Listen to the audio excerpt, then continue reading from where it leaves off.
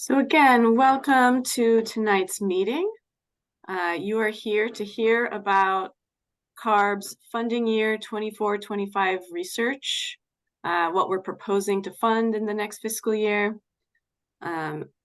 As we wait for more folks to join, we'd like to start by letting everyone know that we're providing language interpretation today. So Spanish interpretation is being provided. The interpretation feature does require you to download and use the Zoom application on your desktop or on your smartphone. So everyone wanting to use that feature, please use the interpretation icon. And usually for that, if you want to go into the Spanish interpretation room, you select English selected to off, and Spanish, you want to select Spanish and then mute original audio if you only want to hear Spanish interpretation. I'm going to hand it over to Mark and Leticia to give further instructions for any Spanish speakers who are here to listen in on the meeting. Go ahead, Mark and Leticia. Thank you, Sonia. Muy buenas tardes a todos aquellos que nos acompañan de habla hispana. Queremos dejarles saber que tenemos interpretación disponible para el programa de hoy. Para escuchar el programa en español, por favor, seleccione el icono de un globo en la parte inferior de su pantalla, bien, que aparecerá aquí en breve, que dice Interpretation o Interpretación. Luego seleccione su idioma Spanish o español. De ahí podrá escuchar todo el programa en su idioma. Muchísimas gracias. Thank you, Sonia. Back to you. Thank you so much, Mark. Okay, great. All right, so I'm seeing a lot of folks have joined. Thank you so much for being here. We're going to kick off the introduction to this meeting in just a moment. Just need to make sure I'm situated. All right. So welcome to CARB's public meeting to discuss our tentative research priorities that we're considering for funding in fiscal year 2024-2025. So to kick us off, the research program chief, Elizabeth Sheely, will provide some opening remarks. Elizabeth. Thank you, Sonia. Thank you, Sonia, and welcome to everybody. It's good to see everybody online.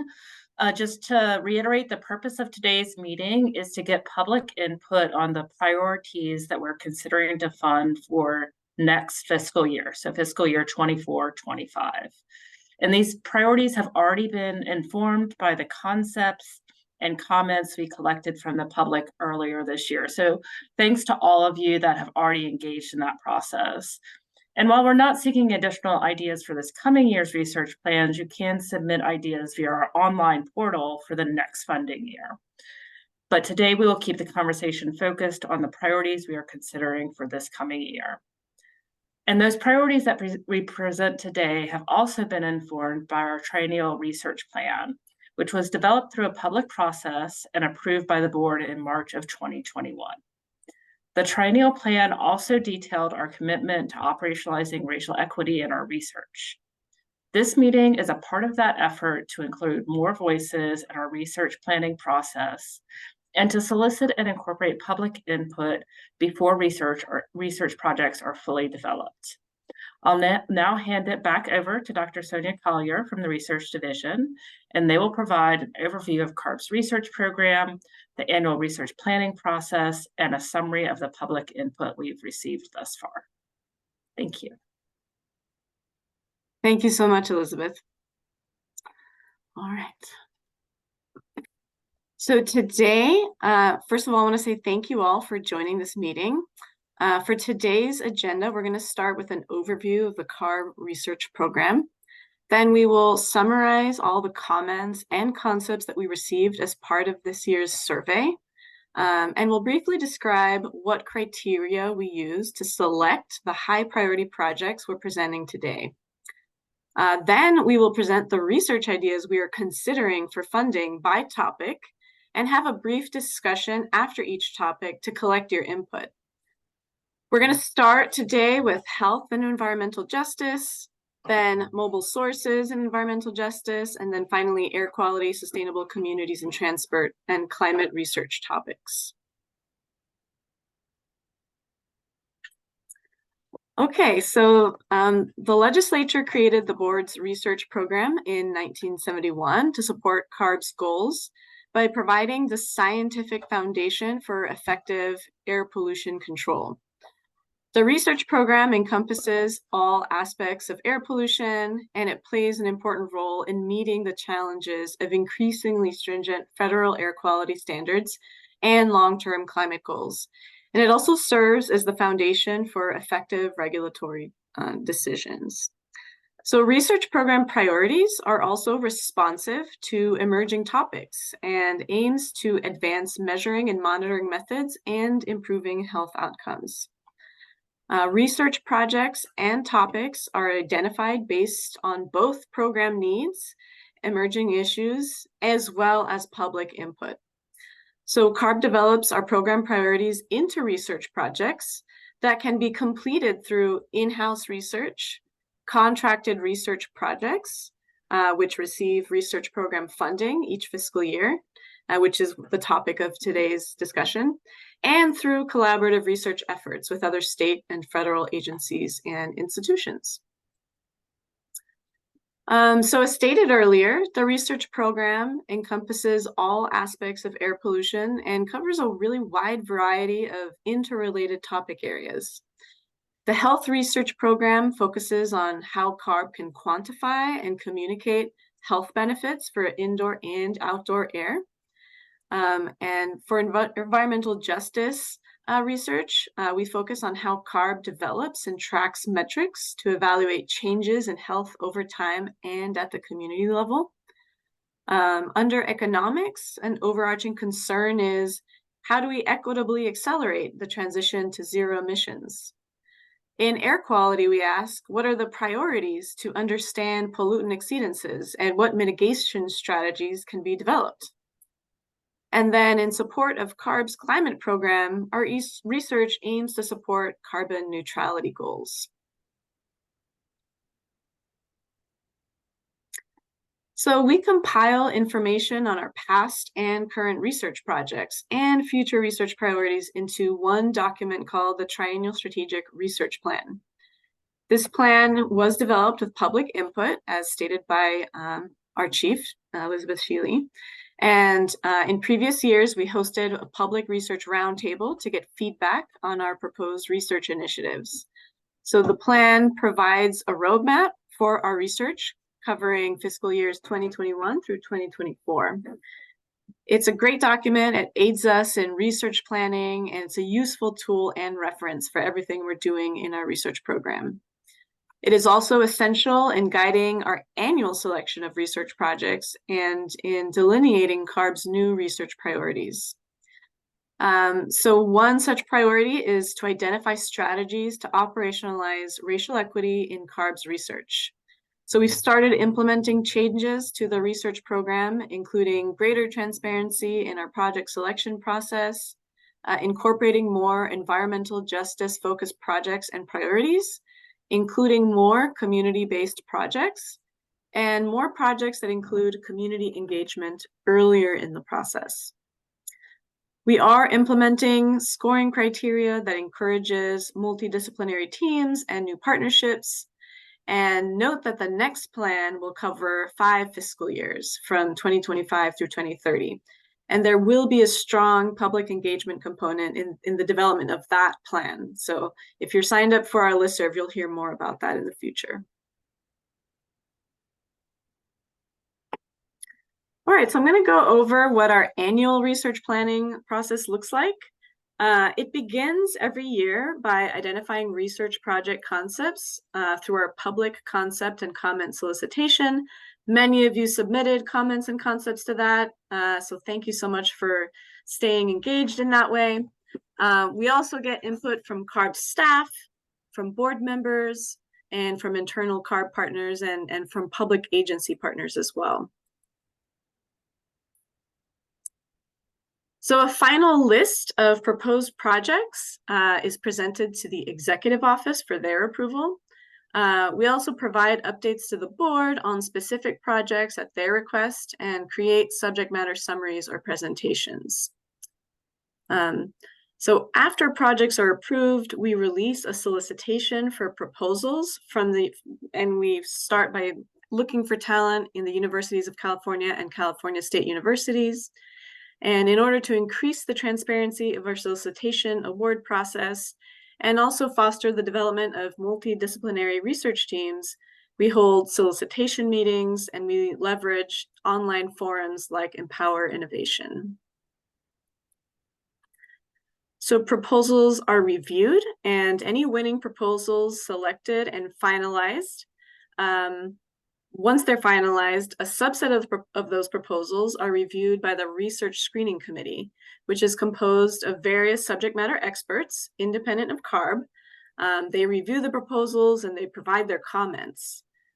Proposals are then developed into executed contracts. When appropriate, we establish project advisory committees to provide oversight and direction. So the executive office provides their final approval and these projects become active research. So during that phase, there's online progress updates and outreach that we perform. And for most projects, when finalized, they're reviewed by the Research Screening Committee. All final results are disseminated to the public through seminars and online documents.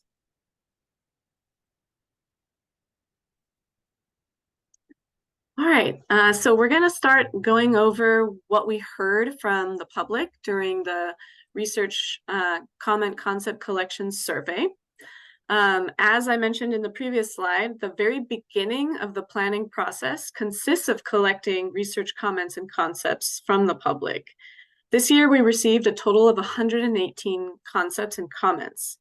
So 69 were public concepts, 35 were public comments, and 14 of those concepts came from research division staff.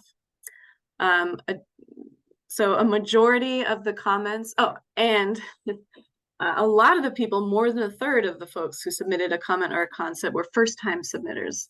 So that's really exciting to see that new people are becoming engaged with our program. Okay, so a majority of the concepts came from academics, but also included people from non-governmental organizations.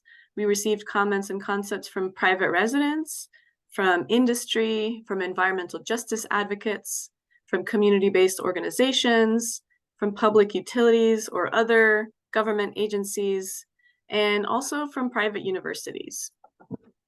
So this gives you a sense of the range of folks that are engaged with our research program. So for the comments themselves, we collect data on the air district that the submitters reside in. A large fraction of submitters came from the Bay Area. We also had submissions from San Diego, San Joaquin Valley, Monterey Bay, and other counties and areas that you see listed on the graph.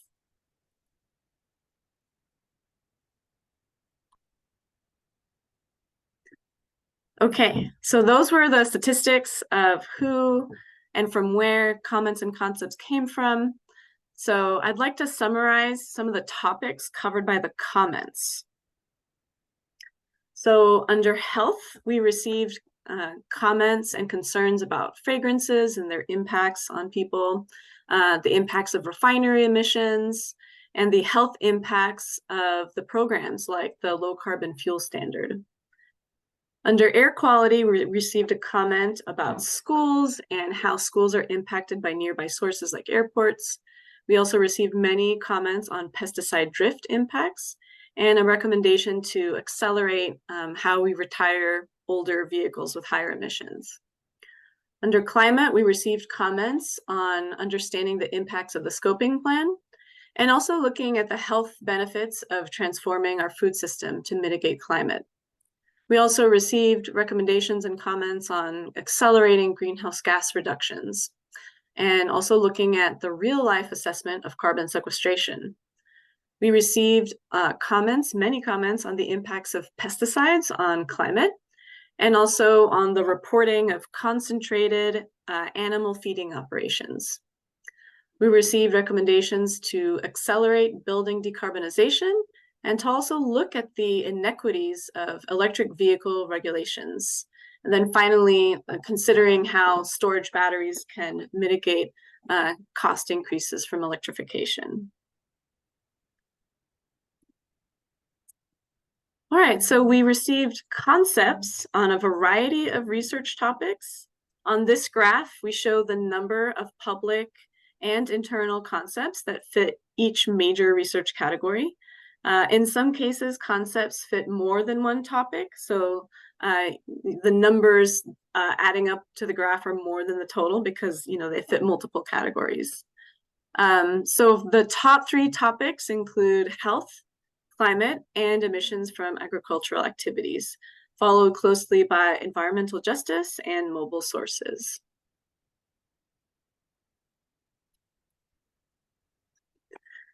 Okay, so now I'll give a broad overview of the research concept topics that we received through the survey. We received various project concepts on health and indoor air. So starting with exposure impacts and mitigation, we received some concepts looking at time activity and how people's activities correlate to exposure to pollutants. We saw some on metals exposure and also on the microbiome and toxics and dust and health impacts in the Salton Sea, Imperial Valley, and Coachella Valley. For indoor air quality, we saw a concept related to indoor air filtration and also the correlation between indoor air and blood pressure in Bayview Hunters Point. We saw some concepts on effective messaging and on occupational exposure, and then again on fragrances and also wildfire smoke infiltration into indoor spaces. For community level health, we saw a concept on co-benefits of climate mitigation strategies and also on community-driven research needs on climate and health, and also at looking at health analysis at the local level. We also received comments and concepts on the impacts of refinery emissions in Richmond, and also many comments and concepts on pollutants in Bayview Hunters Point. Under air quality and mobile sources, we saw some concepts related to identifying different sources of particulate matter. We have a concept on chamber studies, and also on the formation of particulate matter in future California environments under different climate change scenarios. And then also one on, going back, looking at volatile organic compounds, also known as VOCs, from green waste. We received many concepts on sources from agricultural activities. So one of them included one on NOx in the San Joaquin Valley. And we also saw some concepts related to microbiomes and the soil NOx emissions, as well as ammonia and nitrate emissions in the San Joaquin Valley. For mobile sources, we saw concepts on unfiltered exhaust leaks, tire wear, brake and tire wear from off-road equipment and locomotives, as well as looking at preventative maintenance for reducing emissions. We also saw concepts on onboard sensors and vehicle emission disparities between environmental justice communities and the rest of the state, as well as heavy-duty emissions in environmental justice freight corridors. Finally, on this slide, we saw some concepts related to zero-emission vehicles. We had one that wanted us to look at activity and energy use of zero-emission vehicles, one on identifying charging solutions, and then also looking at aftermarket of zero-emission vehicles. And finally, looking at the potential to electrify or bring to zero-emission ocean-going vessels.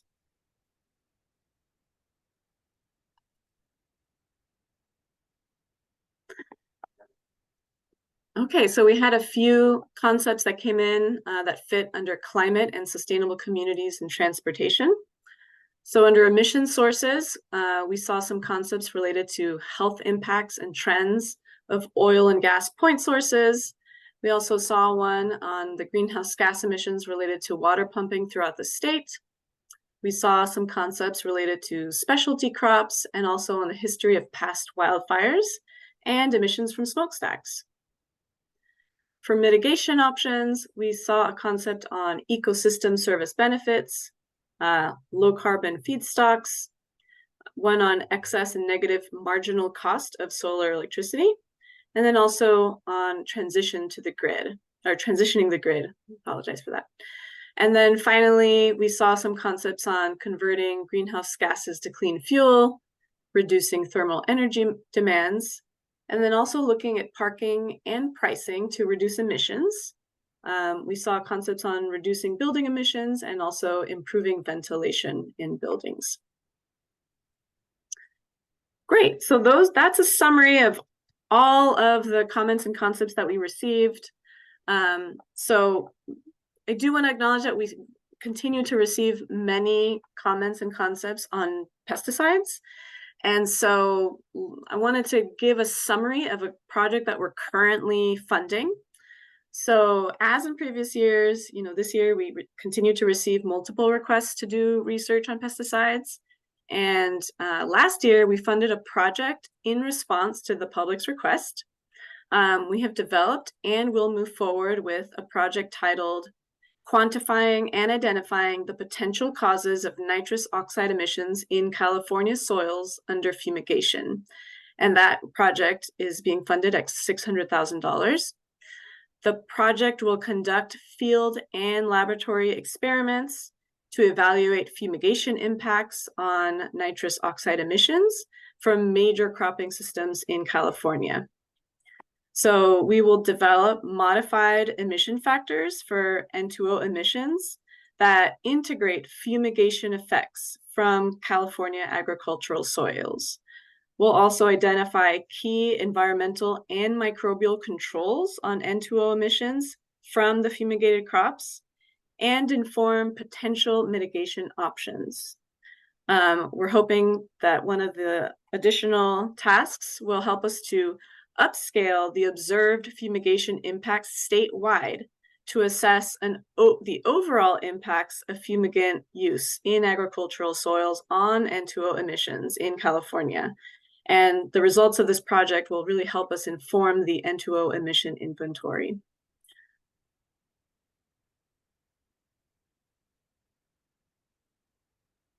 Okay, great.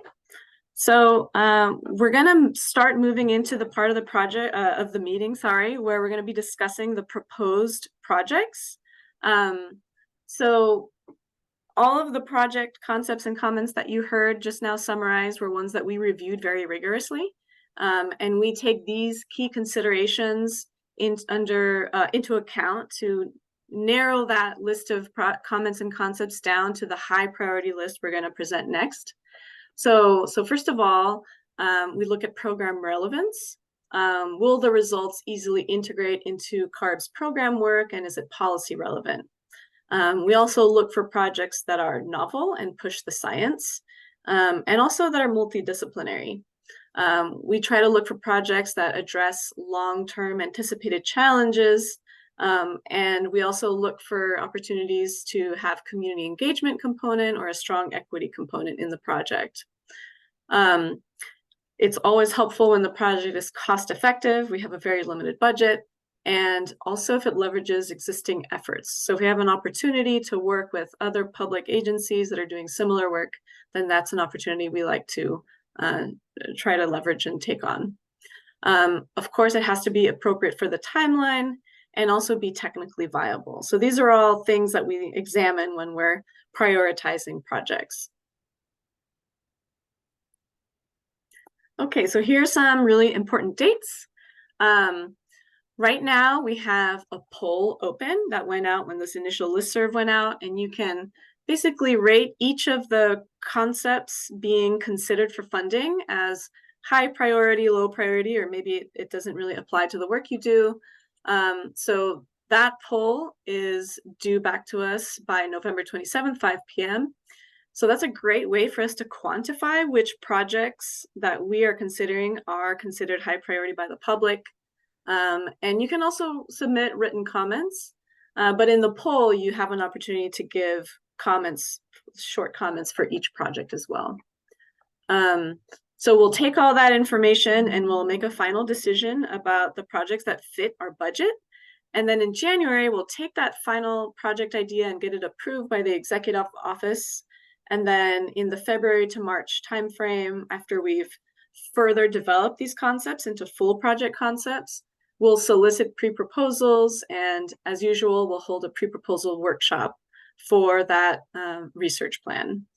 So if you want to stay up to date on these items, it's important to sign up for our listserv.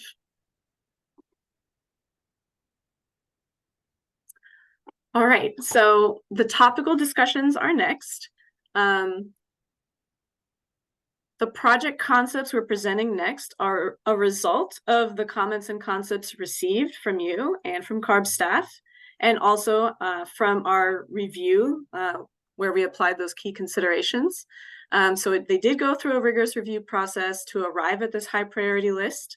But remember that these projects are all tentative, and your input at this stage is really critical. These are all still very high level. They're, mostly they just have a paragraph describing what they're about.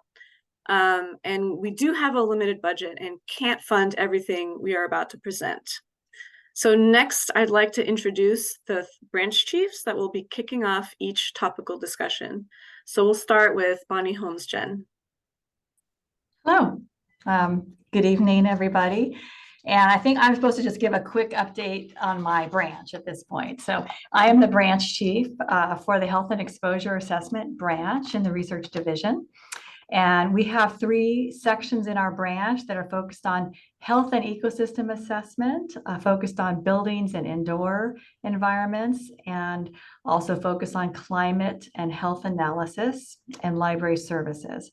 Across these sections, we work on a wide range of projects to improve our understanding of the health impacts of air pollution in all communities, including in at-risk groups and for highly impacted areas.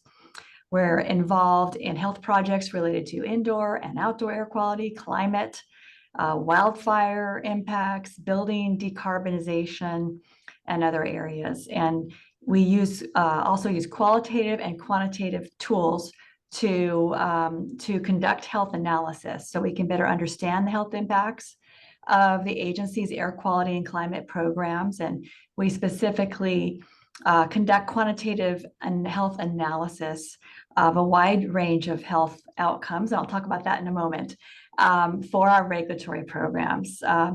We oversee a wide range of impactful health research contracts, and you'll hear about some of them today. And of course, we're discussing new ideas for health, among other topics. And all of our research projects are contributing to improve our ability to better analyze and communicate the health impacts of pollution. We also run programs, including programs called the Clean Air Centers that provide a refuge for vulnerable populations during wildfires, and air cleaner certification programs to help people protect their health. I could list other programs, but I'll stop it there for the moment and let other branch chiefs introduce themselves. Thank you so much, Bonnie.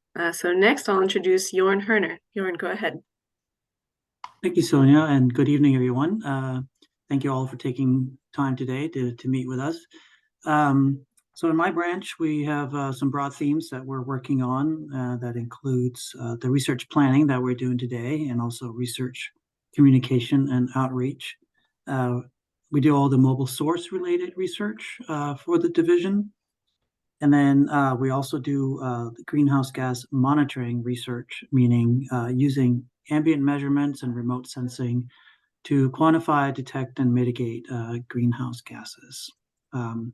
And like many others in the division, we do a lot of in-house research ourselves, and then we complement that with some of these contracts that we're going to discuss today. Thank you. I look forward to the discussion. Thank you so much, Jorn. Next, I'll introduce Mike Fitzgibbon. Yeah, thank you, Sonia. Good evening, everybody. Thanks for taking the time to attend this workshop tonight. Mike Fitzgibbon, I'm the branch chief of the Air Quality and Climate Science branch. I have 3 sections as well, focusing on fluorinated gas rule development and implementation, and then also focusing on atmospheric processes research. And then I also dabble in dairy research, ag research, soil NOx. And, Yeah, my group has a wide range of different research topics. We do field studies. We have some mobile platforms where we can go out in the field and measure air pollution and work with communities. We look at brown and black carbon from fires. Again, the emissions from ag sources with the emphasis on the dairies and the soil NOx. And so, we've got a lot of projects underway, and really looking forward to getting everybody's input tonight. So again, thank you for taking the time. Back to you, Sonia. Thank you so much, Mike. All right, so what's going to happen next is each of these branch chiefs will take a turn discussing the high priority concepts that we're considering for funding. So again, all of the projects on the list are tentative. After they finish going through the list corresponding to their branch, then we'll open it up for discussion. I will ask everyone to use the raised hand feature. Anyone who's calling in on the phone, you can use *9 in order to raise your hand through Zoom, and then *6 to mute and unmute yourself. So just some brief guidelines. Once we reach the discussion portion, please state your name and your affiliation. Let us know kind of your broad interest or area of expertise. And then limit your comments and questions to 3 minutes. And please, let's keep the discussion focused on the project concepts being, proposed here today. Right, so first we're going to start with the health and environmental justice related projects. We have 2 slides there with 6 to 7 projects. And then once Bonnie finishes going through the 2 slides, then we'll open it up for discussion. So Bonnie, I'll pass it back to you now. Thanks, Sonia. Before I get into talking about the specific projects, I wanted just to give a little bit of background about some of the work that's ongoing in our branch to provide some context, because of course, we're showing some projects we're interested in funding or thinking about funding possibly in the future, but we have a lot of work that's ongoing. And one key area we've been working on for several years is to expand our understanding to more comprehensively understand the health impacts of air pollution, and to do this so that we can better communicate the health impacts of air pollution and the broad impacts that are supported by evidence in the literature, and to provide more quantitative and qualitative analysis of those health impacts and those health outcomes for our programs. So, for example, we have a number of new research contracts to expand the health effects information we can use, our health effects estimates about a number of health outcomes of air pollution. For example, we have research ongoing on birth outcomes, on neurodegenerative outcomes in adults, on metabolic outcomes of air pollution, and on neurodevelopmental delay in children. So we have a lot of cutting edge research going on, and we've also been updating the health outcomes that we use in our health analysis. We've added 12 new and updated health outcomes that expand the analysis that we're doing. For example, asthma onset is now one of the health outcomes, as well as looking at Alzheimer's and Parkinson's disease health outcomes. So, this is an important area, and some of this work will help us move forward in this area. We've also initiated important research projects on wildfire health impacts. For example, better understanding the health impacts of smoke waves, or these less than not long-term, but not more than an hour of exposure, like days or weeks of exposure of PM 2.5 from wildfire smoke. We have research projects on understanding the impacts of PM 2.5 across 2 generations in terms of emissions and life expectancy. We have research on overcoming obstacles to building decarbonization and updating information we have on health outcomes from indoor air quality. We also have papers under development helping us understand recent research on methods for integrating environmental justice into health analysis and understanding co-benefits of climate change, particularly with in regard to impacts on overburdened communities. So that's just to give a broad brush of some of the work that's ongoing. Okay, so in terms of the list that we have right before us here today, there are 7 concepts under the proposed health and environmental justice concepts. The first 3 include an indoor air quality component. The first one on impacts of indoor air quality and community air pollution from non-tailpipe emissions. Just a quick just brief description about each one here. The aim of this project is to increase the understanding of how particles from non-tailpipe sources, such as brake and tire wear, impact outdoor air quality, infiltrate into indoor environments, and affect human health in a community living close to freeways. And we're also hoping to provide information to community members on how to mitigate these exposures. The second project on community health improvements with a pilot project to employ low-cost sensors and air filtration devices in the Bayview Hunters Point community. In this project, we envision providing residents in a community with high efficiency filters, such as HEPA filters and low-cost indoor portable air monitors to detect and record the PM 2.5 levels indoors. And we envision training residents in using this equipment to improve indoor air quality, and then surveying the residents to gauge improvements in their respiratory health throughout the project. So that's a brief description. And then the third one that includes indoor air quality is the impacts of toxic air contaminants from gas cooking and heating appliances. It's certainly been a topic there's been a lot of information about recently in the research community and then in the news. We are suggesting a concept here to measure emission rates of toxic air contaminants, such as formaldehyde and benzene, from gas cooking and heating appliances used in homes, including low-income housing.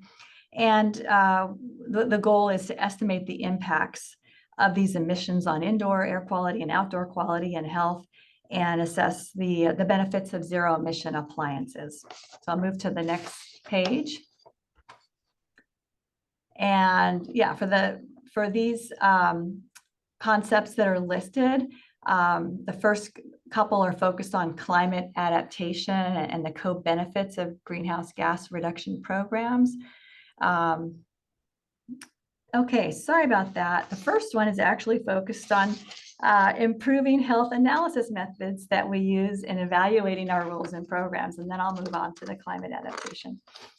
So that's number 4. And this project is focused on using air quality modeling to improve the information that we are using improve the information inputs into our health analysis on exposures of overburdened communities.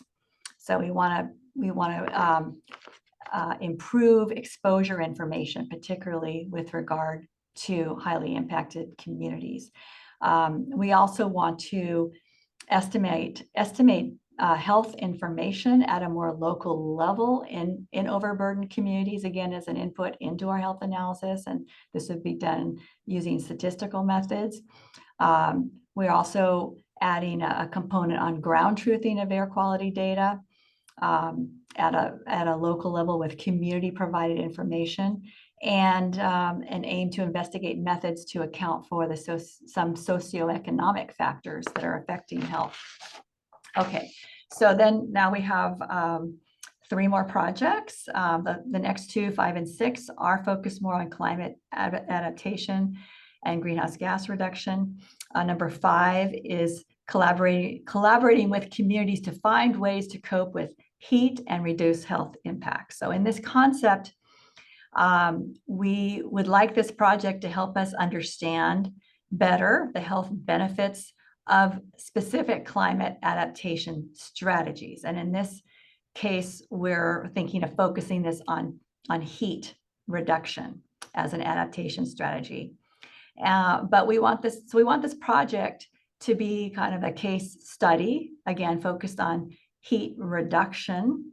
And we're envisioning that we would be developing information on the health benefits of these strategies that we would ground truth by bringing in community engagement to better understand the community's needs, concerns, and priorities with regard to heat reduction.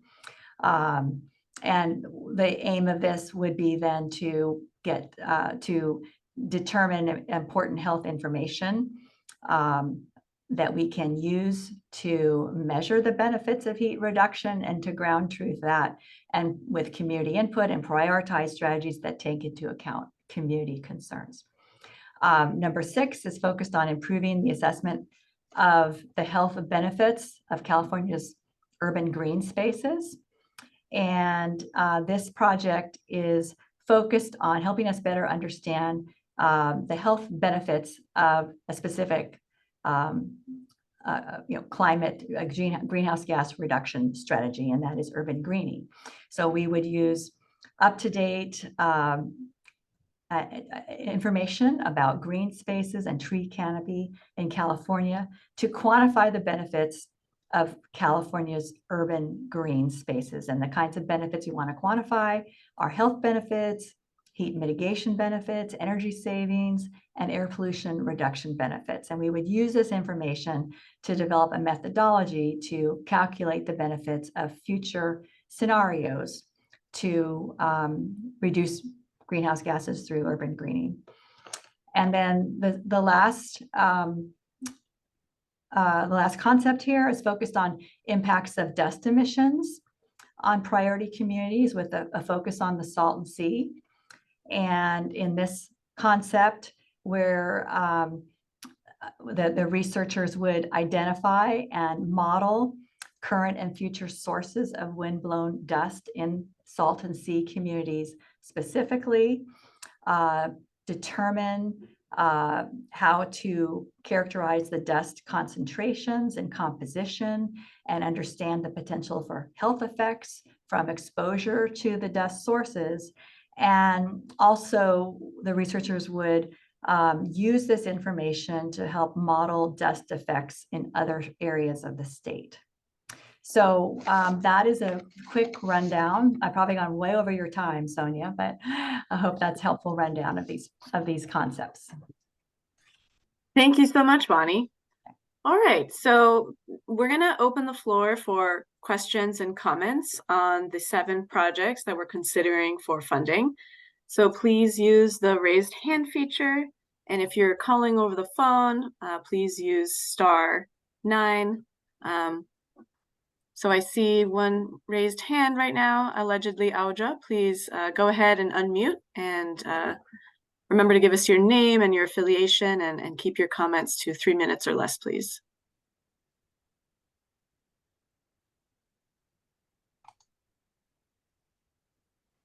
Oh, okay, so I unmute myself. So Oh, I heard you for a second and then you muted again. There you go. I don't know what happened. It got muted again. You know, what I think is important is for us to look at the health impacts and whatnot. Allegedly, Audra is my name, and my affiliation is just with the California, and just, you know, trying to make things better for people in the community, because what we're doing here is, you know, before this presentation, they were talking about black carbon and brown carbon and being worried about it, you know, being ingested or inhaled. And what's happening is it's being sprayed in the chemtrails in the skies above us. And there are many impacts that come from a lot of things that they spray, which are heavy metals in the skies above us, in the chemtrails that we're not really, thinking about or looking into. It's more of, trying to, because we have to de-incentivize people to drive. That's what's happening. And so therefore, we're using the vehicles and different things to demonize the driving, but we're not looking at the other reasons why there may be particulate matter in the air. In fact, nanoparticulate matter that is highly flammable because it's in the nano size. And so therefore we're causing more issues to have wildfires come. And, we're talking about things like formaldehyde and being concerned about that. But I mean, that's also being things that are being injected into the people, or it's in products that are also being sold to us from, the stores. So like laundry detergent and different things all have these types of chemicals and poisons in them. And then you're concerned about wildfires and the health impacts.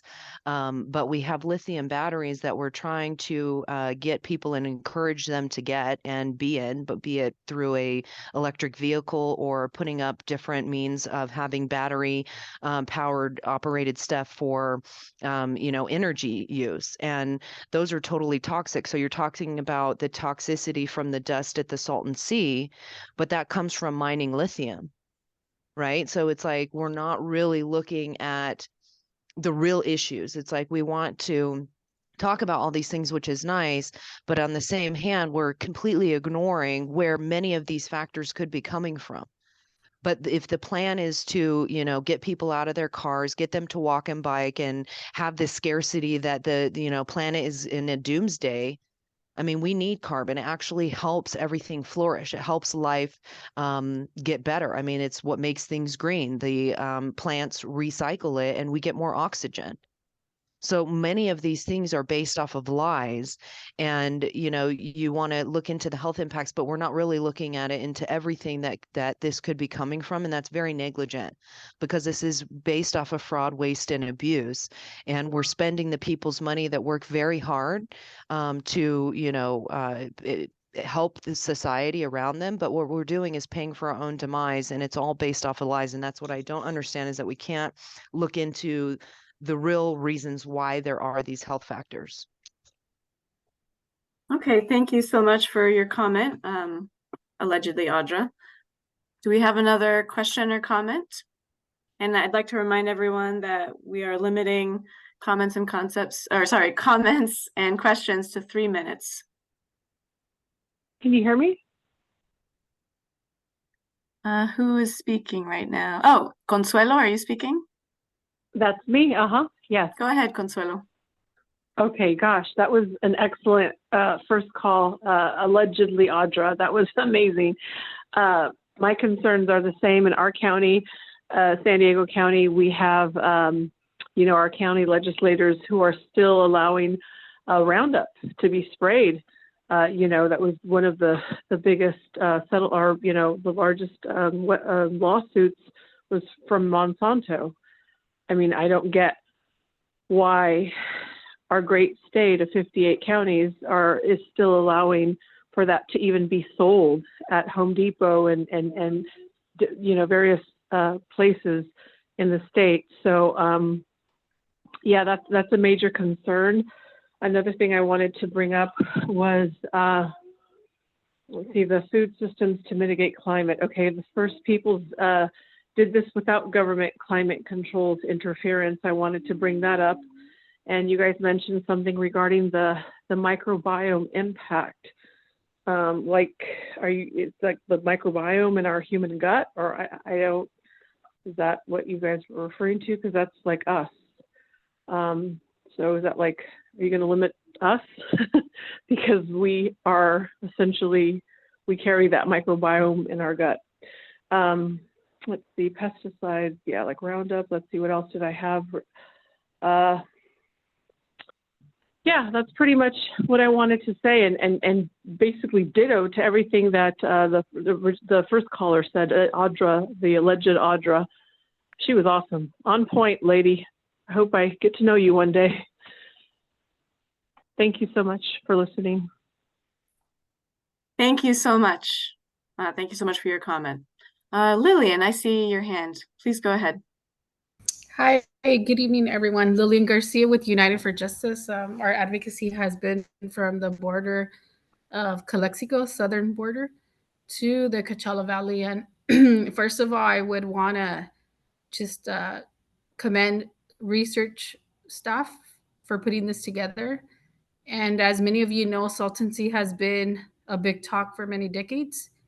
I'm glad that this was something that was put out there.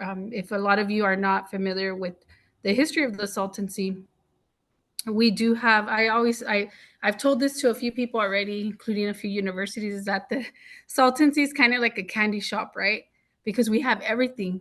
You name it, we have it there. We have the banned pesticides, we have, the Roundup, we have everything you could imagine, sulfur pits, we have it all right at the Saltancy. It's a very unique ecosystem out there. And unfortunately, when I started advocating back in 2018, one thing was very, very evident was that the lack of monitoring, air monitoring, the lack of, there's basically no dust speciation samples that have been taken at the, at the Saltancy area. But we also have unexploded ordnance. So like I said, it's like a big candy shop. And I'm glad that the research staff has taken their time and other CARB divisions to focus on the Saltancy, because as many as you know, as it continues to recede, it's not only just going to affect Imperial County and the Coachella Valley. This is also going to affect the other southern California counties. And it's important in order for us to start paying attention. We do have a lot of health issues. I know the person that first spoke mentioned about the lithium at the Saltancy. Right now, there is only a pilot project of extracting lithium. So it's not really happening. It's a pilot project, but the extraction is not basically happening yet the way we're going to possibly see it in the next years. But like I said, I'm very glad that each of the concepts are for the benefit of the residents. And I'm hoping that each one, helps each community, everyone that's here represented, because for our situation around the Salton Sea, the shoreline communities, we're continuing to have health issues. Respiratory issues is like the main thing, but there is also other rare type of cancers, sicknesses. We've had children pass away because they don't have access to no medical access. So most of the time, it is happening around the communities that within the shoreline. But at the end of the day, we possibly need more of the monitoring happening. And I'm glad that this is something that you guys are putting out there, so we could get that data and basically understand what we're being exposed to. Like I said, it's not just the banned pesticides or Roundup or, we also have a lot of heavy metals. There's a big industry out there in Imperial County, and the wastewater facilities also have contributed to the pollution. And I just wanted to end with this. Many of the times I've heard this, that it's Mexico polluting the Salton Sea, but at the end of the day, when you look at all the discharging that's happening, it's not Mexico, it's Imperial County. And, according to state employees, it's already been mentioned, 80% of the discharges in Imperial County, 10% the Coachella Valley, and 10% Mexico. So I just wanted to leave that with, just kind of some information for everyone. That way there's, more, I guess you could say, more knowledge of what we're dealing with. Because at the end of the day, if the Salton Sea continues to recede, it eventually is going to be affecting other counties throughout the state. Thank you. Thank you so much, Lillian. I appreciate your comment. Are there any questions about any of the other projects? Or Bonnie, did you have a response that you wanted to provide at this time? Hello? I'll wait until it sounds like there's another comment.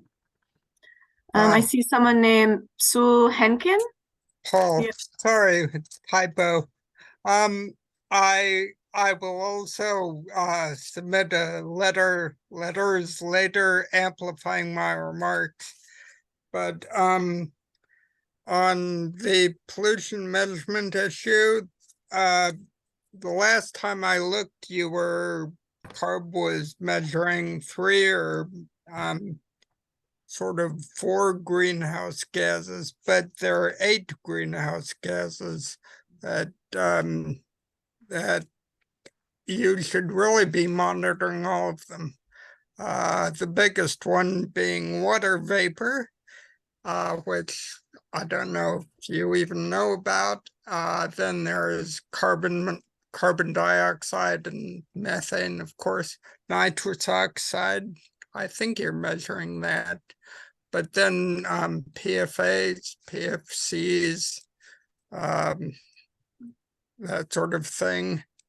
I mean, I'm not sure what the other 2 were, but anyway, there's also air quality. I was just reading today that microplastics, nanoplastics aren't only in the water and the environment, the sort of earth-based environment, but there's a study that found them in the clouds. So that's definitely an air quality issue. And, we don't want to be breathing in nanoplastics any more than lead and whatever other scum there is up there. And finally, on electric vehicles, I don't think the infrastructure is they're ready for it, and I don't think that the people are ready for it. And also, I mean, electric vehicles are dangerous, and the lithium mining generates a lot of carbon dioxide and pollutants, which isn't, I mean, that's, silly. It's not really a good way to go. And there are, better options. Batteries being developed without lithium, and of course, other methods of propulsion, solar and hydrogen being principal ones I've heard of. Paul, so your 3 minutes are up. Yeah, thanks. Thank you, everyone. So I do appreciate everyone's comments. We are hoping that the discussion will stay more focused on the health projects that we just presented, that we're proposing. We really do want to hear comments and suggestions on these projects themselves. Are there any other comments or questions about the 7 health-related research projects being proposed here? Sonia, maybe while we're waiting, I could just say, to sum up, that that I appreciate the comments that we've heard, and I appreciate the comment that that each concept is for the benefit of the residents, because that is a goal that we have. So I appreciate that comment, and I appreciate hearing the support for the Salton Sea focused project on dust emissions. It's helpful to hear comments from Lillian and representing residents in the area. So I appreciate that. And some of the other comments I think are in part focused on cumulative impacts. And so I also wanted to comment that we have an important research project that is beginning very soon that's focused on understanding the health impacts of combinations of climate stressors, and focusing on how those health impacts, how the combination of health impacts is different, and probably greater than the individual impacts that people are facing, and such impacts such as air pollution and smoke, wildfire smoke together, combined with other impacts that people would be experiencing at the same time. So we are looking at ways that we can better understand those combinations of exposures that people are experiencing, and how we can understand, evaluate, and reduce those exposures. So thank you. Thank you so much. Are there any other comments or questions on the health-related research?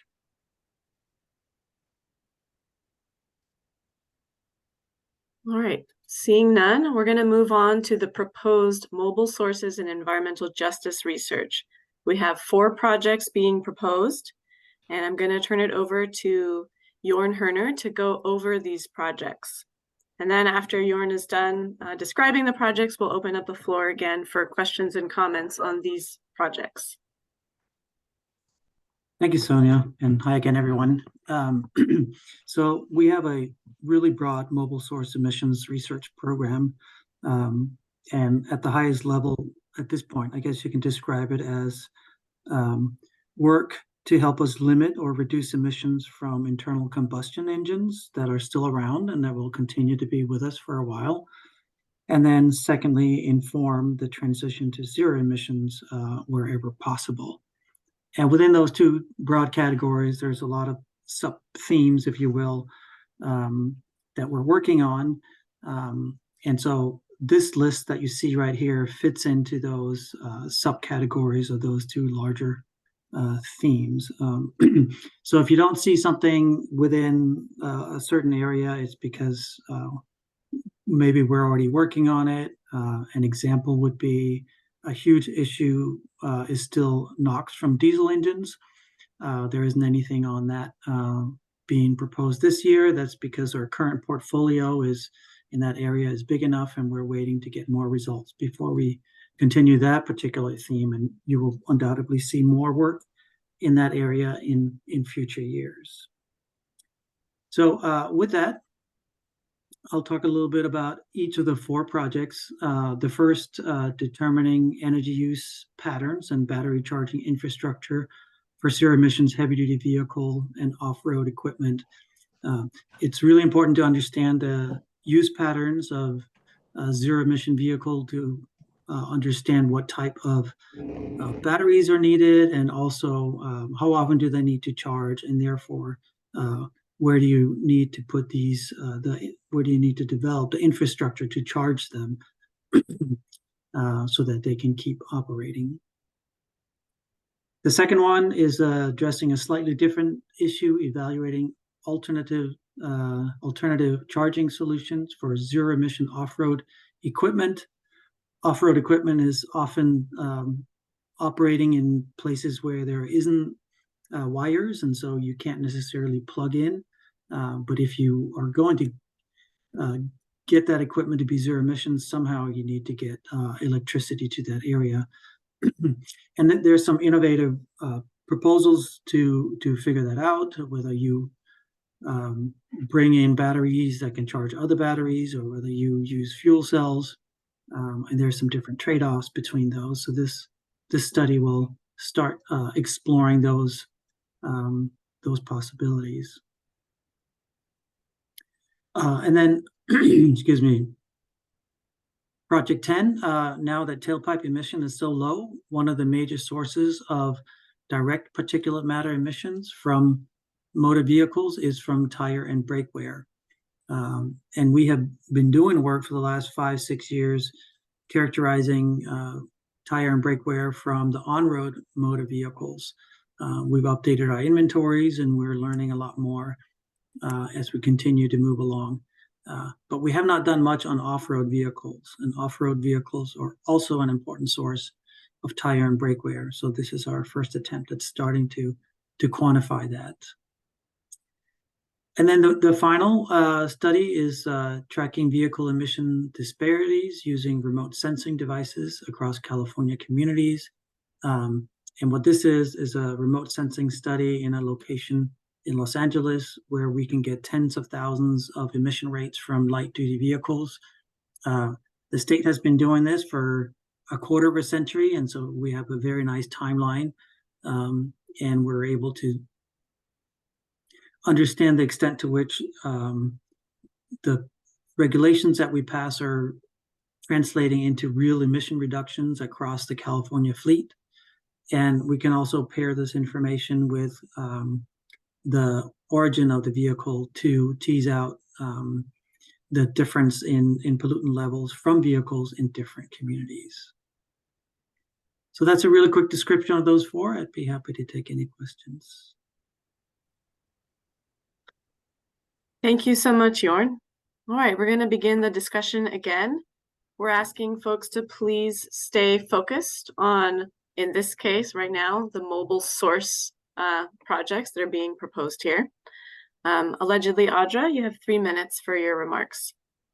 Love how you're trying to decide what we're going to say. And all of the comments before have been on topic. It's just hard when it's dissenting against what you guys are doing. So I understand your, pressure to keep people in a different topic. But with your electric vehicle stuff, none of this makes sense because you sit here and you say you want to protect the environment, but I mean, just to mine for the lithium and the cobalt and whatever for these vehicles, they will never save as much GHGs as they create in being made. And these batteries are combustible. They actually can light on fire and combust from their fumes and recombust continually for a period of time. They will even be underwater and continue to be on fire. They'll actually go underwater and light on fire, and you can't put them out. So there is a huge issue here, especially with even the infrastructure for the charging, because a lot of the times that they are using diesel generators to charge the electric vehicle infrastructure so that they can get the power to the vehicles. And if they aren't, what they're doing is taking so much energy from this charger that it would be like charging an entire neighborhood for one charge of a vehicle. How is our infrastructure for electricity going to be able to handle any kind of, transition into these types of vehicles? And why are we putting these people in this kind of vehicle, like a bus or some kind of shuttle, or even just trying to encourage people to get in them as a vehicle when they can combust? How are you going to get people, and you can't put the fire out? It takes tens of thousands of gallons of water. A fire truck has 500 gallons of water on it. How do you expect to put out a fire like this? And China is the ones making these, putting them in a basically landfill because they just want to get more money to create more and act like they're the best producers in this. This is a significant fire hazard that we're putting people in. Not only that, it's like, if the infrastructure that, like, say the county of San Diego wants to put in for the buses, it's like an overhanging charging station. If all of those buses are under there, that is a lot of radiation as well that emits from these charging stations, like so much that it's detrimental to people's health. So everything that you're doing is not in line with saving the planet, keeping people healthy, stopping fires. All of it perpetuates the problem. So when are you going to address that instead of sitting here and virtue signaling like what we're doing is so great? Because you never want to answer these questions. You say you want to stay on topic, but then when people come to you with serious issues that you don't even want to acknowledge, you want to brush it off like, let's stay on what I'm talking about, all the things that you're engaging in right now. And they're very dangerous to society, the planet, and everything. But it gets ignored, it gets brushed aside. There you go. I bet they are. Jorn, do you have a response? No, thank you for the comment. Appreciate it. There are always trade-offs, and we will definitely take your comments and consider them. Trade-offs for killing people is ridiculous. That is very sad that you're willing to sidestep the people's health and safety. Thank you. Not even Allegedly, Can we move on, please? Thank you. Those are false equivalencies, and the status quo That baseline is is not any bullshit. better. That is bullshit. Excuse me, I'm sorry, allegedly, Audra, but becoming combative like that during a public meeting, we're not going to consider that acceptable. Would anybody else like to please comment without using negative words like that? I would.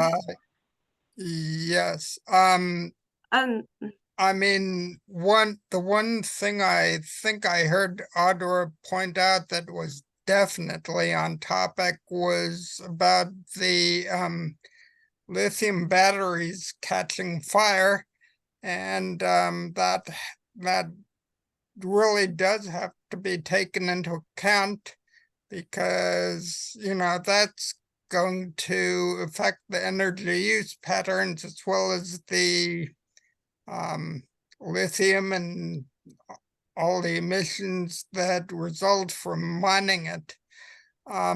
Another thing I'd comment on, in general, in San Diego County, I don't know how it is in the rest of the state, but people seem to kind of mistrust the government. Sandag, let me be point blank, and I think Sandag's mostly responsible for this, but people tend to distrust them when they put up all these monitoring things, and they communicate what their intentions are very poorly. And they zero in on certain themes and tend to repeat them. And, you know, it's like, if it's kind of like being off topic. If you're off topic, then you don't get any service, which ends up really being a disservice, because more and more people will distrust the method used. So I think that's, you know, something that should be looked into, making people more aware that you're tracking the emissions, not you know, not tracking the vehicles themselves. Thank you, Paul. Thank you. And I just wanted to make one comment, just to reiterate that when as we are focused here on research and what we're moving forward with the research projects this year, and we do have regulatory processes that if you want to comment on a specific regulation or specific approach, those are also great places where you can comment with about some of the issues that you're bringing up. Now, if there are things that you would like to provide us with writing, we can also pass those along as well. And I'll turn it back to Dr. Collier. Thanks, Elizabeth. All right. Would anybody else like to raise a comment or a question about the projects on the slide? Can I speak? Go ahead, Consuelo. Okay, yeah, I just wanted to just go back and I'm trying to just absorb everything that I just heard. I don't feel the first caller was combative at all. I just felt like she kind of knows what's going on, quite frankly. And also just wanted to also point out to some of you, which I'm sure a few of you already know, about what's happening regarding the UN Agenda 21 and the plans for our future and things that have to be set out for the years 2030, 2050, and what the plan is to essentially, you know, have us not be able to commute. You know, we'll be penalized for whether we drive a gas guzzler or an electric vehicle. It doesn't matter. Our chair already said it. Our chair of our county has already admitted to it on the record. So it's just kind of like, I totally feel what that first caller, Audra, said. And yeah, it's just unfortunate that not everybody gets it. And I get, you know, it's going to take time, but, you know, as they said with COVID, we're all in this together. And just like the game of chess, there are the pawns, you know, and then there are the people that, you know, they feel that they're doing the right thing, but they don't know any better. So I just wanted to just encourage anybody there who doesn't know about the UN, United Nations Agenda 21, please look into it. It's not a conspiracy theory. It is definitely happening, because I do personally pay attention to every single meeting. That's why I was letting Sonia know you press *6 or *9, and it's scary. It's scary that everybody's in lockstep with one another. All these meetings, whether it's the water board or the school board or the county or the city, every board meeting is in lockstep with one another, and they're all doing the same thing. And I feel like, oh my gosh, does anybody else see this? Anyways, that's all I have to say. Thank you. James Dumont, I see your hand. Hi, James Dumont with Crowley.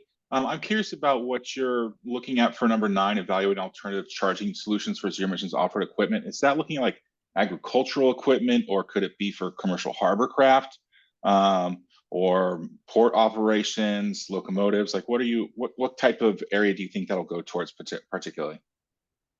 A lot of it will go towards construction equipment. That's brilliant. Okay. Because you need charging stations before the construction project can begin. Yep.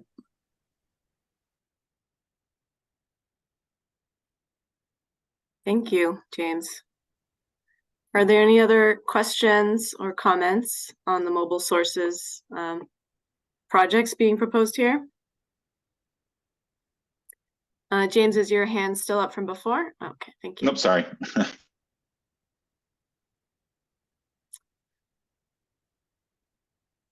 All right, seeing no more questions or comments, we're going to move on to the next set of proposed research projects. All right, so Mike, would you like to take this one over, and feel free to pass on some of these projects to me as well. Thank you, Sonia. And yeah, I appreciate all the input we're getting tonight. Yeah, again, Mike Fitzgibbon, I'm a branch chief here. I have just a few projects this year. I just want to let people know we have a number of existing projects in place where we have some projects studying regional air quality. We also have some efforts underway working with communities on local air quality. We're looking also at like changing air pollution sources in the San Joaquin Valley. What's happening with the chemistry there? Why is it stubborn to meet the national ambient air quality standards? And then lastly, we have some existing projects in place looking at the influence of climate change, particularly on wildfires. I know we've this year we're pretty heavy on the health related topics. That was a pretty lively discussion earlier. Under air quality, we just have a few here. One that came in that was pretty interesting that really needs to be more fleshed out, but it was what's the air like near my school? And it was looking at air pollution that's coming from airports. There's some previous research that's been done that's shown that ultrafine particulate matter concentrations can be pretty high near airports, and it's just trying to figure out how far those plumes go. Can they impact schools? We thought this could be a good way to engage science with the local community, with the schools, with the students, with the teachers. So we thought this was a pretty novel idea, and we want to flesh this one out. So again, if people have some thoughts on that, we'd be really interested to hear your input on that. And then I think Sonia, I think you were going to handle the next couple, so appreciate that. Yeah, absolutely. Thanks, Mike. All right, so we have one here titled Emerging Pollutants and Novel Methods, Closing Data Gaps on Toxics.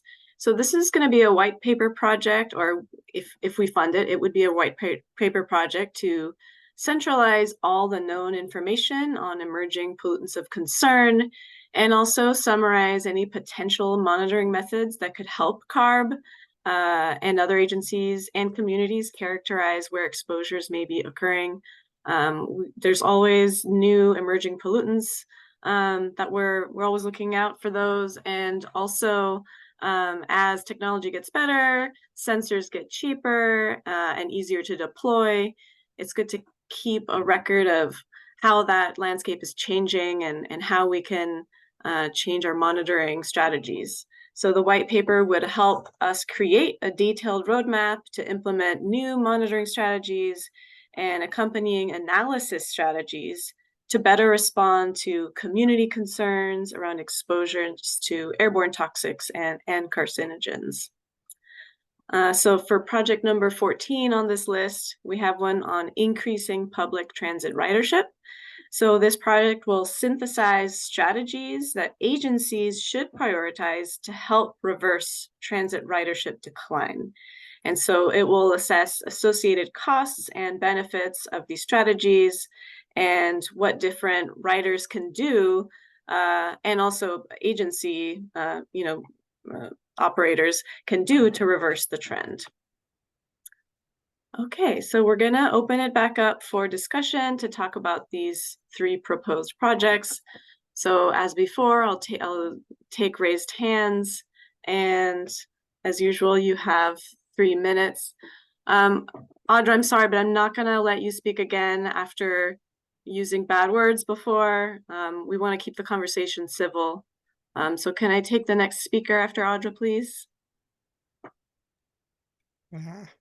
Paul, go ahead.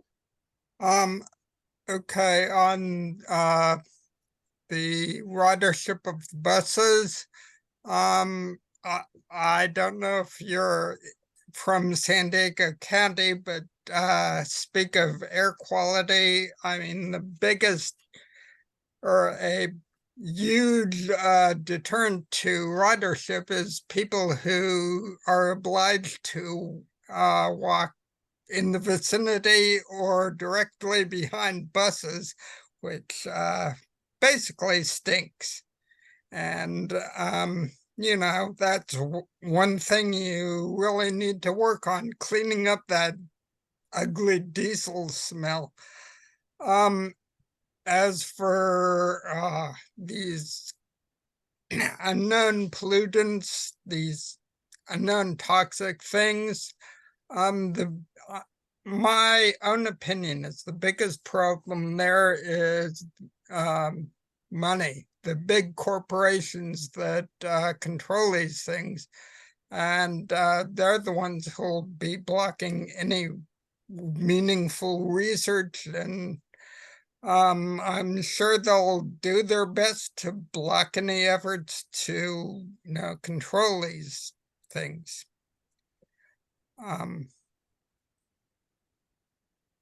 Anyway, those are my thoughts. Thank you. Thank you, Paul. Do we have a response from any of the CARB staff? I don't know if Jorn wants to chime in on the diesel side, but I know we're doing our best we can to reduce the diesel particulate matter emissions and the smell that you're talking about there, Paul. Thank you. Yeah, definitely.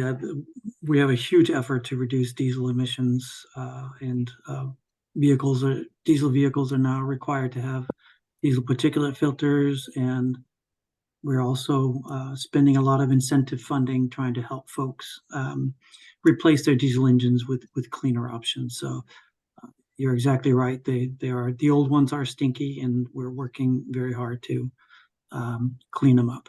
Thank you for the comment. Thank you. I'm not sure what just filters will do, but I agree with that. Thanks.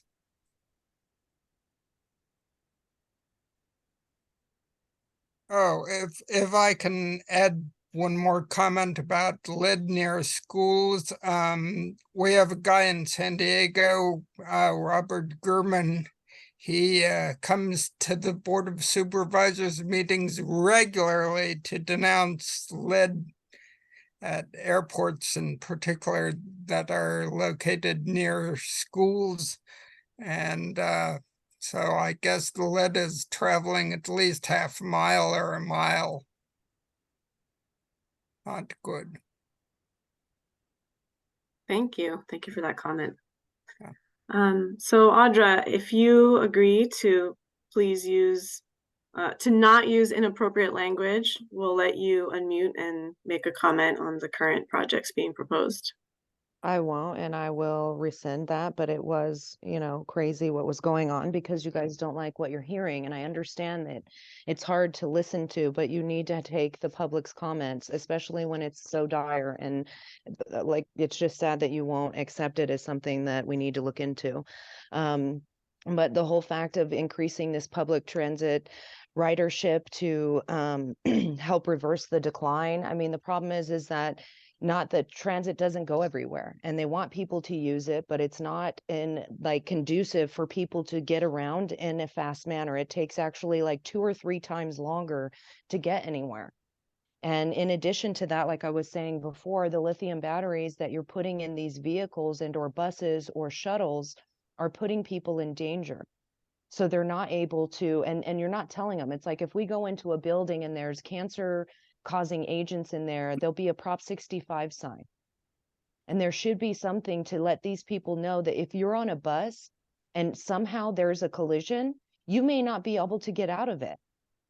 And you know, it's like we're putting children can ride transit for free, all of these things. And so, you know, we talk about environmental justice, and sustainable communities, but everything that we're doing isn't getting us into that realm any quicker. Even the county of San Diego, with their whole climate action plan, even in it says that nothing that we do is going to affect the climate locally, because if not everybody does it around you, it's not going to affect anything that you're doing. Because if we have planes even say flying in or a bus, whatever, a truck coming in from somewhere else and their gas is different than the one that we're making people use, and we're talking about capturing carbon or whatever it is, like we're not really mitigating the factors that we're talking and saying that we are. So it's just sad that we can sit here and put all this propaganda out to the people and make them believe that it's in dire need that we do this and change our behaviors and live a new way, when in fact none of it helps the planet, none of it is healthy, none of it is safe. And you guys don't even want to acknowledge that. That's why I said what I did before after I had already spoke, is because it's ridiculous that we can't acknowledge these things, and you're supposed to be looking and researching it. How can we research it and find it very quickly? And you guys are paid to actually do it. We're not. And we can find this information, and it seems to just be like blown out the window because, you know, it doesn't fit with the agenda. And that's what's so sad, is that it's all about an agenda and not really about what you're talking about. So that's it. Thank you. James Dumont. Hi, yes. Regarding number 14, I'd also like to just point to Matthew Dean's chat. I agree with that, using qualitative research methods, but I'm wondering if there's also an opportunity to partner up with Caltrans or CalSTA, maybe some MPOs perhaps, to try to see where ITS and other systems, in addition to infrastructure, could solve one of the ridership issues, which Audra is correct. Ridership is down because our transit system in America is terribly not on schedule in most regions. So increasing public transit ridership, one solution to that could be increasing timeliness of the routes. And I think there could be technological as well as infrastructure-based solutions too, supporting that. And I don't know what 200,000 can do for that, but hopefully trying to leverage it with Caltrans might get something. Thank you. Thank you both for your comments on that project. Wondering if anyone from the Sustainable Community Transportation and Communities Division wanted to comment on those responses.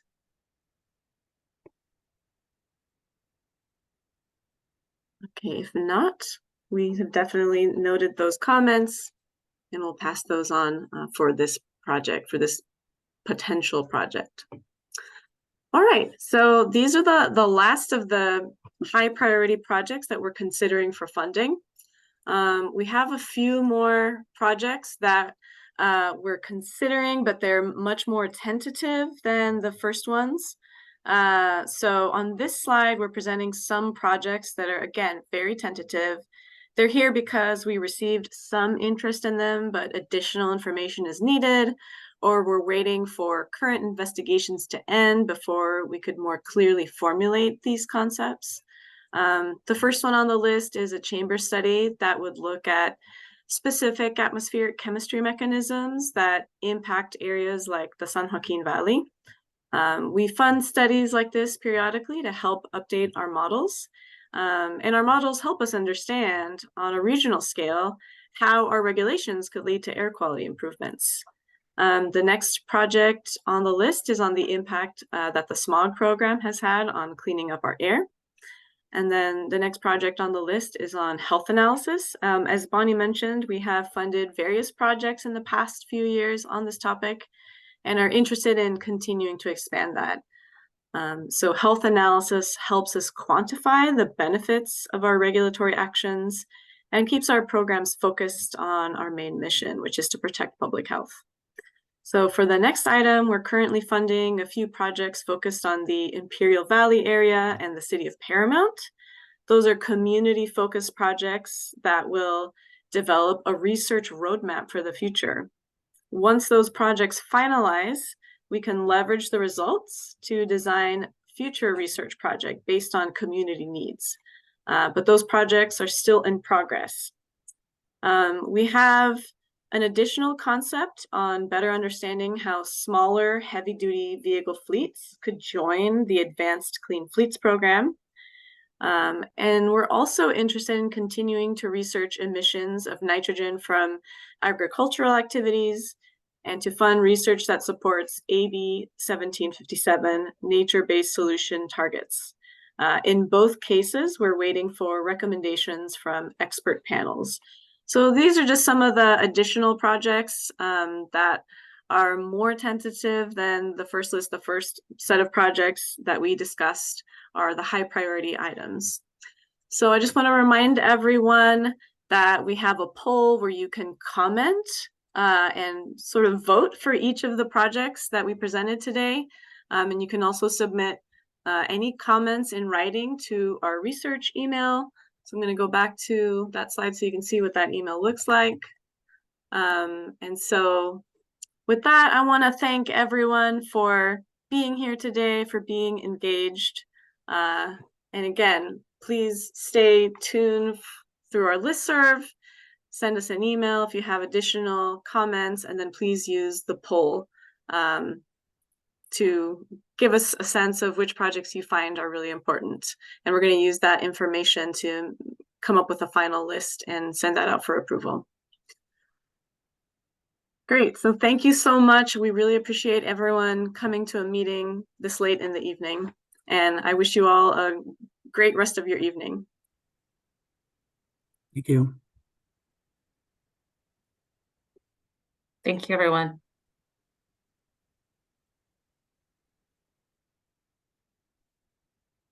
Thank you. Thank you so much. Thank you. Thank you for putting this together. I would hope to get more people online to participate. Thank you so much for putting this together. Thank you.